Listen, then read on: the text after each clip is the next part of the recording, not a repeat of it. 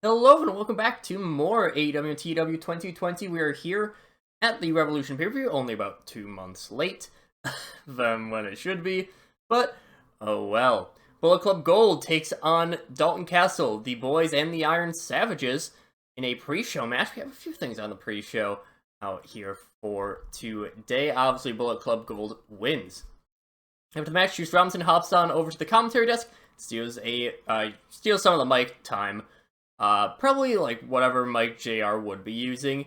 Says it's an absolute crime that the Bullet Club Gold, the greatest faction in the history of pro wrestling, is relegated to the buy-in. But that once they start getting the ball rolling, there's nothing that will slow them down. Now does the buy-in panel introduce himself with RJ City, Mark Henry, and the debuting Kayla Becker leading the way. They are joined pretty quickly by Deonna Purrazzo, who hypes herself up, saying that she's someone who simply has never gotten the shine that she deserves. She can take down Toni for her belt, something she knows she's capable of, that will give her the rightful place that she deserves. WWE decided not to bring Kayla Braxton in, or not to bring Kayla Braxton back, so I'm bringing her in. She's going to do, like, in kayfabe, she's going to be hosting a lot of things. Renee's still going to be the main interviewer. I might use Kayla for some other things. Alex Marvez is probably going to go, but that's kind of stuff I'll figure out. Same with Lexi Nair's got to figure out I'll figure out something for each of our 3.5 interviewers. After a bit of time talking about the card, they are approached by Anna Jay, accompanied by Anthony Ogogo. She uses her time on the buy-in to protest the injustice against Jack Perry, saying that he's the reason that he's not on this card, not scheduled to face for the world title anytime soon, because Tony Khan has it out for him. I don't know if I've mentioned this yet. I think I went in with the intention of doing the records. I don't think I am actually going to. I'm still going to try to not have it where it's like, you've lost 1 billion matches, now you get a world title shot. I'm going to try to base things a decent bit off of momentum, previous matches, stuff like that, but I'm not going to strictly stick to it. In the main event of the buy-in, Mayu Iwatani defends the IWGP Women's title against Jordynne Grace, pretending that there was some storyline being built up on TNA. So yeah. Our first match of the main card is the tag team title match between Ricky Starks, Big Bill versus the Hardy Boys. Match kind of will go as expected, with Big Bill and Ricky Starks picking up the win. This is probably the least surprising showing on the night. I'm not really surprised that I'm not going to give the Hardys a tag team title in 2024. I'm actually going to pause recording just so I can check, so I can have the matches next to me, just so I can, in order next to me, so I can make comments about that, so just give me a moment. Our second match on the card is the big 4v4. I feel like I might be cutting off the right side of the screen accidentally because of how I move things around. I'll have to redo that. But the AEW loyalists, quote-unquote, end up picking up the win. Shida submits Suzu Suzuki, Full Metal Muffler Utami, nearly having the highest performance on the night. Mercedes is only barely outscoring her. Shida next up with the 64. Honestly, really good performances all around. I'm going to pause once again just to double fix my layout, because I might be cutting. I'm not sure if I'm gonna. I don't think I'm cutting off the right side of the screen, but I might be. So, in a moment. This is very scuffed indeed. Following match, Mercedes is quick to berate Suzu Suzuki for picking up the loss, but Suzu is backed up by Julia and Utami. Causes the Renegade, I think they're twins, I'm pretty sure, to run out and back up their CEO. There's a tentative stare-off for Mercedes leaves with the Renegades. So potentially some more stuff going on with that. Our next matchup on the card is the TBS title 4-way ladder match. Julia Hart against Saraya, against Sky Blue, and against Trinity. Match kind of goes as expected for the most part until pretty late on into it, when Tessa Blanchard, Mercedes Martinez, and Delta come on out, and they beat down everyone except for Julia Hart, who picks up the win in 16 minutes. We get the entirety of that group, and seemingly they found their leader, or we found out their leader. Trinity with a 65. Julia the lowest performer on the night, but I mean, that's kind of expected, to be fair. And so, Julia Hart, she sits on top of the ladder, with 3 attackers surrounding it. Commentary notes that this is possibly the beginning of a dangerous new group, though where things lie with the House of Black are still unclear. So we finally found out the details between those 3 not necessarily mystery attackers, but they've been kind of hopping around, they've been beating people down. Again, I will always say, you know, I get why people are probably not the biggest fan of me using Tessa, but again, I have her on a very short leash, so if she starts fucking things up, she gone. And it probably won't affect this faction too much. I'd be able to find a replacement, I'm pretty sure. But whatever. Out of this, we have the Continental title match between Eddie Kingston, Mustafa Ali, and Roderick Strong. This one, a couple people wanted to go after Eddie. The big one is Mustafa Ali thinking that Eddie's kind of lost his way as a man of the people, and so kind of the big story is mostly Mustafa Ali versus Eddie Kingston. But of course, Roderick Strong, he's still in there. He's still a very good wrestler. And Roddy ends up picking up the win.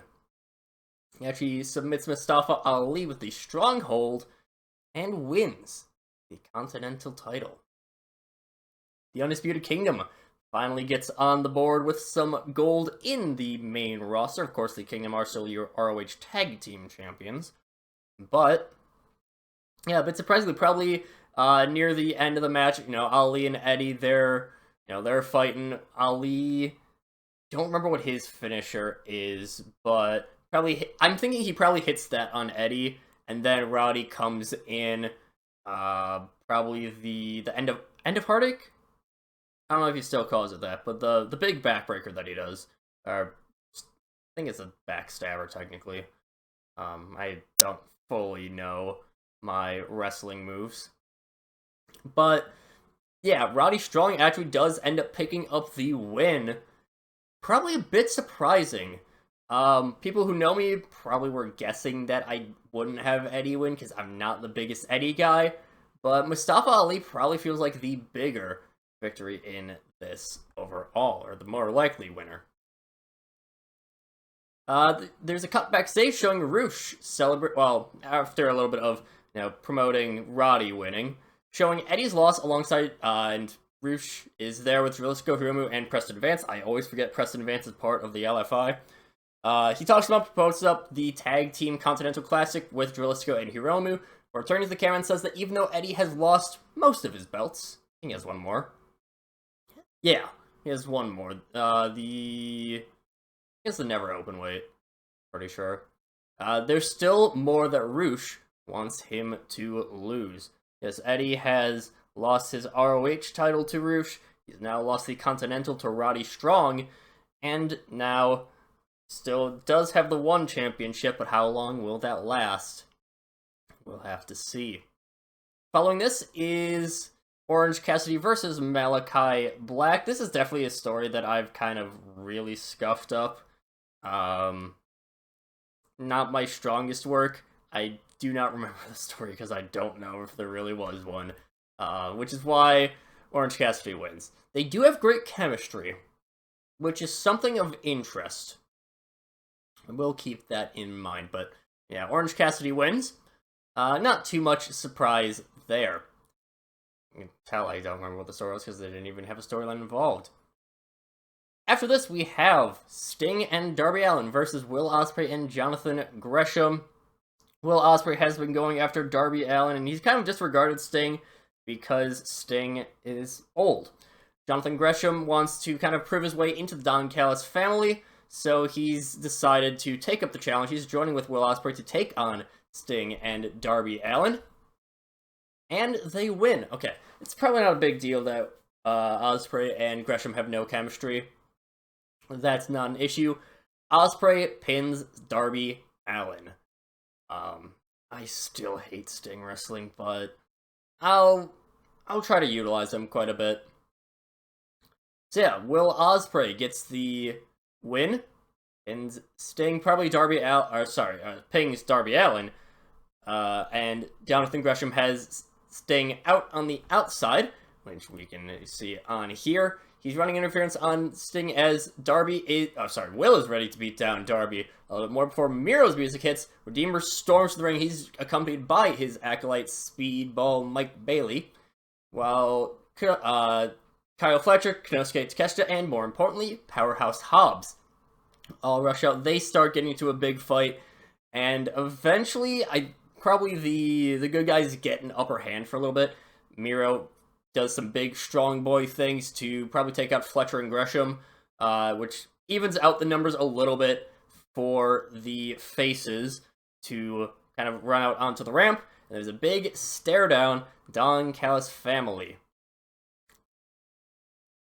After this, we have our exploding barbed wire deathmatch between Adam Page and Swerve Strickland. Of course, this is one of the few stories that I still have kind of kept going on from the real life.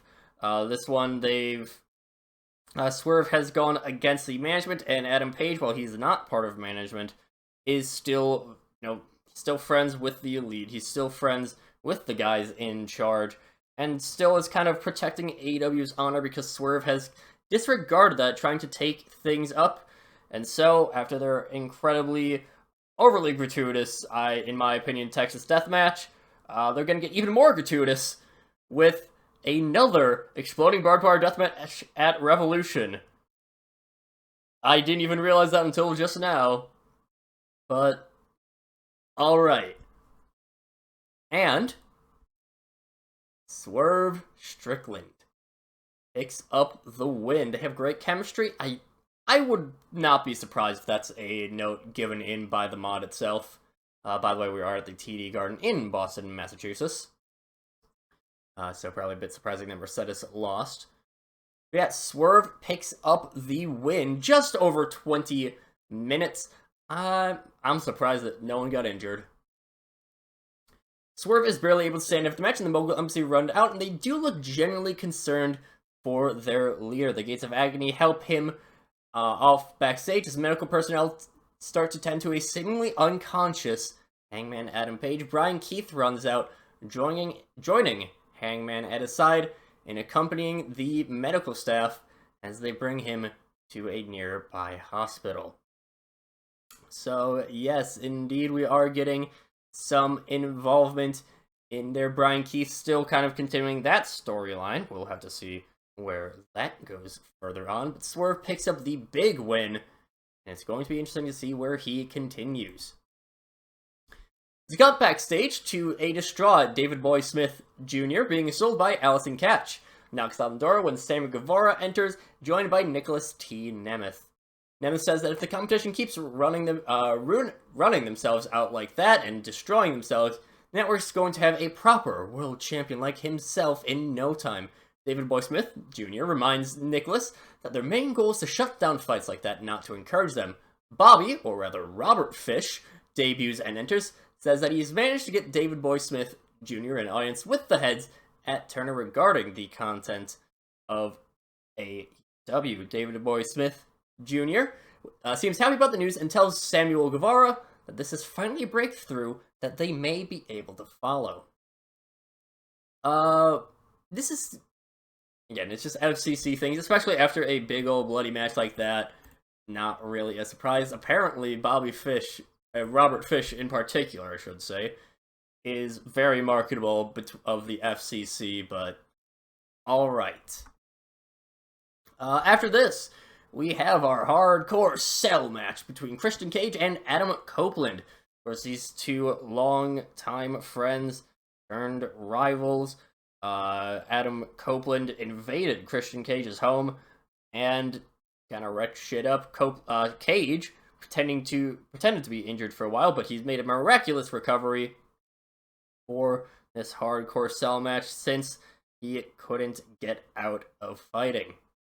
Again, it's Christmas Miracle in February. And for that match,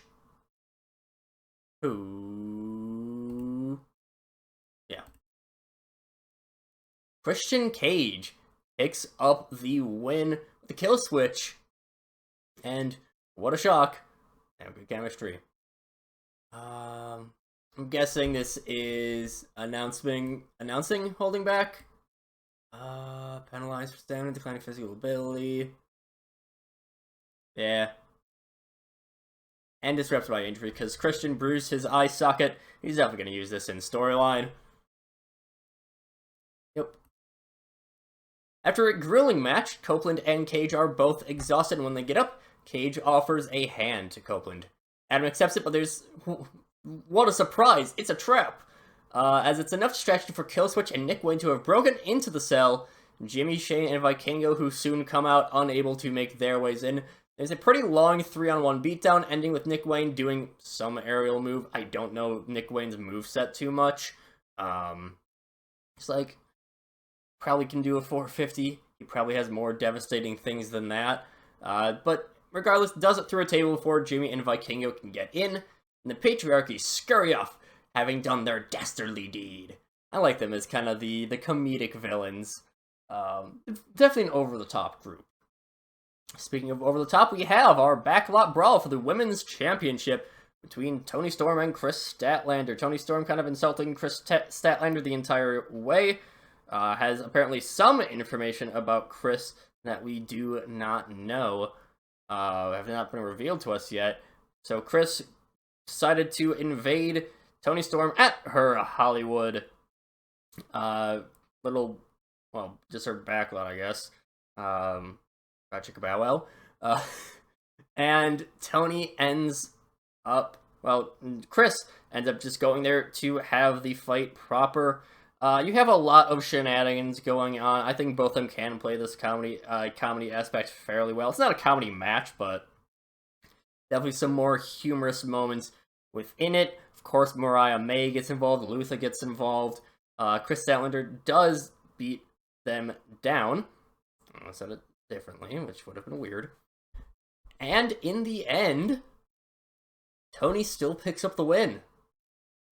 Does outscore Chris just a little bit barely, and it was apparently a self-indulgent mess. That's not a surprise considering what was it called? I don't remember the dentist match.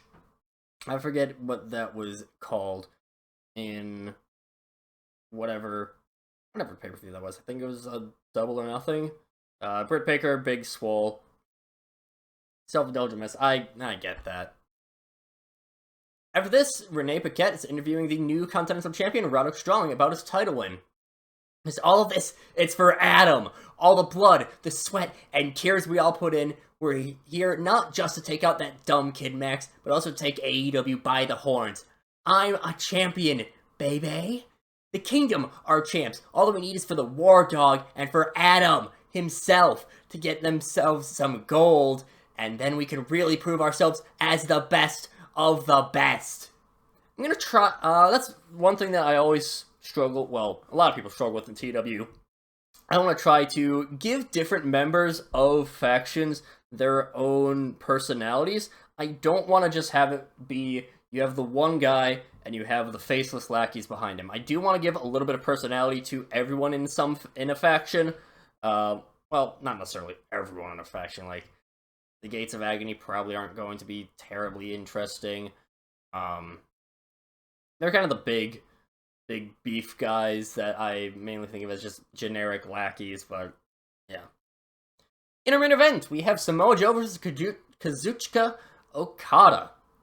Okada made a big debut early on in the series, right up to challenge Samoa Joe. And Joe, he knows Okada, knows of Okada, but has not faced him in a match yet. I believe they only had one appearance on it. Actually, did they have a match on that card? I don't remember if they had a match on that card, but it was a real small indie show in New Jersey. I remember seeing on Cage Match stats card, by the way. I don't remember what it was called exactly, but the point is, that was back in like 06. It's been a long time since they've seen each other, and Joe, of course, he knows how good Okada is. Okada knows how good Joe is. And Joe, he wants to protect his title against the newcomer. Hold up. And he succeeds. Joe pins Kazuchika Okada in 21, nearly 22 minutes by pinfall. Makes defense number 5. This is probably good. Yeah, this was an epic match. 77 rating, that's pretty good. Inconsistency. Okay. Those are understandable dings against the score. I'm still happy with this match, though. Joe picks up a big win over Okada. He continues his reign, and of course the question is, where is Okada going to go from here? It seemed kind of a given that he would, be big in here, kind of upset not necessarily upset the champion, but he's the golden goose, I guess. I don't know if that's really... He's the gold standard of what you should have in a pro wrestler. And he loses to Joe, so where does he go from here? Joe finishes off 75 rating, a little bit disappointing. Definitely that backlot brawl hurt. But, I mean, overall, I'm still happy with the show. Especially for me having a number of times where I just kind of lost muse and didn't book. This is something where, again, I probably just gotta work on being more consistent with stories. I gotta be more consistent just in general with my booking, in terms of just skill, and it's kind of getting back into things, because definitely by the end of the original series that I did, things really fell off the rails, so. Still, I mean, 75 rating, not bad at all. Could do better, but of course that's for future pay-per-views to do better. So, of course, let me know what you all think of Revolution, if there's anything you want to try to see, anything that you think I could use help with, anything like that. I'm up for anything. And we move on to our March, quote-unquote, era of AEW in our next episode.